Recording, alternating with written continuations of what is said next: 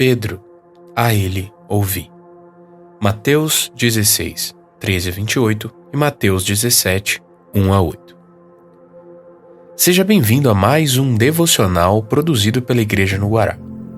Continuando o nosso estudo, percebemos que a caminhada dos discípulos com Jesus teve altos e baixos, momentos de fé e de incerteza.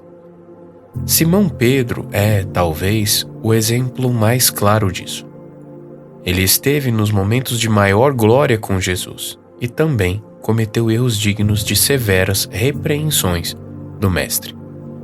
Por essa razão, nós nos identificamos muito com Pedro e louvamos a Deus por ter deixado tal registro para nós na sua palavra.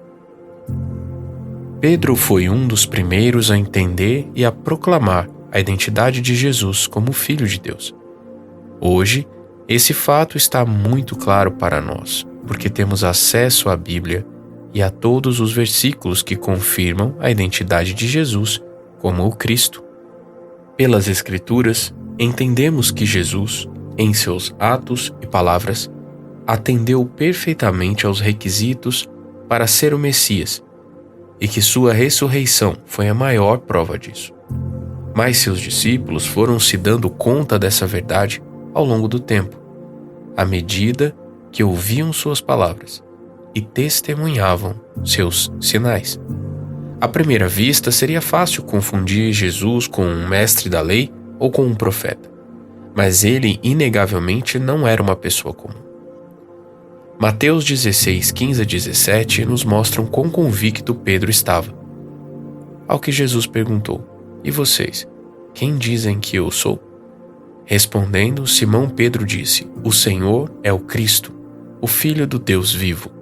Então Jesus lhe afirmou: "Bem-aventurado é você, Simão Bar-Jonas, porque não foi carne e sangue que revelaram isso a você, mas meu Pai que está nos céus. Somente Deus, o Pai, poderia dar tal clareza a um pecador, cuja profissão não era meditar na lei, e sim pescar e vender peixes." A seguir, Jesus revelou que sua obra vitoriosa era uma ligação perfeita entre o céu e a terra, um povo edificado sobre ele mesmo. Que revelação gloriosa! O que veio a seguir? Jesus começou a mostrar o processo necessário para que a igreja surgisse: o seu sofrimento, morte e ressurreição. Pedro, ao ouvir isso, encheu-se de sua compaixão carnal e, cegado por sua ignorância dos desígnios de Deus, reprovou Jesus.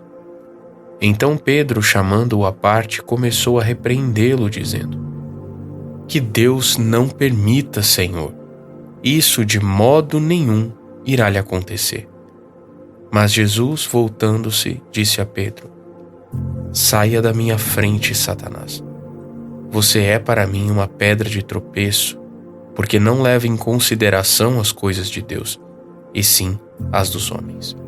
Mateus 16, 22 e 23. Se Jesus era o Cristo, tudo o que lhe acontecesse seria de acordo com a vontade do Pai, para cumprir o seu plano. Pedro ainda não tinha compreendido a missão vicária de Jesus e, por causa disso, encheu-se de audácia e contrariou o Mestre, expondo sua opinião. Foi uma reação bastante contrastante com a que Pedro tivera pouco antes, quando tinha demonstrado convicção de que ele fosse o Cristo. Somos muito semelhantes a Pedro, alternando momentos de certeza e de dúvidas, de segurança no Senhor e de temor diante das situações. Isso porque ainda não cogitamos das coisas celestiais, ou seja, não temos a forma de pensar do céu, segundo a vontade de Deus. A maturidade cristã é progressiva, portanto, não desanime se você for repreendido pelo Senhor em algum momento. Prossiga, pois é o amor constante dele ao nos ensinar e apacentar que nos conduzirá à glória. Em outra ocasião, Pedro, Tiago e João presenciaram Jesus ser transfigurado. O seu rosto resplandecia como o sol, e suas roupas se tornaram brancas como a luz. eis que lhes apareceram Moisés e Elias, falando com Jesus. Então Pedro, tomando a palavra, disse a Jesus: Senhor, bom é estarmos aqui. Se o Senhor quiser, farei aqui 3 tendas, uma para o Senhor, outra para Moisés e outra para Elias. Falava ele ainda, quando uma nuvem luminosa os envolveu. E eis, vindo da nuvem, uma voz que dizia: Este é o meu filho amado, em quem me agrado. Escutem o que ele diz. Mateus 17, 2-5. Mais uma vez, Pedro errou.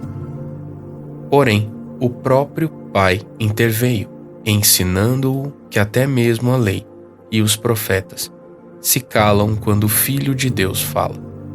Ele era a todos superior. Tendo aprendido isso, Pedro pôde responder a Jesus em outra ocasião de maneira muito mais sábia: Senhor, para quem iremos? O Senhor tem as palavras da vida eterna. Nós cremos e sabemos que o Senhor é o Santo de Deus. João 6, 68 e 69, na NVT. Vamos orar? Pai eterno, te louvamos e te agradecemos por teres nos revelado que Jesus é o Cristo. Somos gratos porque tua palavra nos alcançou e recebemos a salvação pela fé no Filho de Deus. Hoje, como filhinhos, reconhecemos que, por vezes, ainda precisamos da tua repreensão. Por isso, pedimos que tu concedas a nós discernimento e obediência quando passarmos por correções da parte do Senhor. Ajude-nos a ouvir teu Filho amado. Pedimos em nome de Jesus. Amém.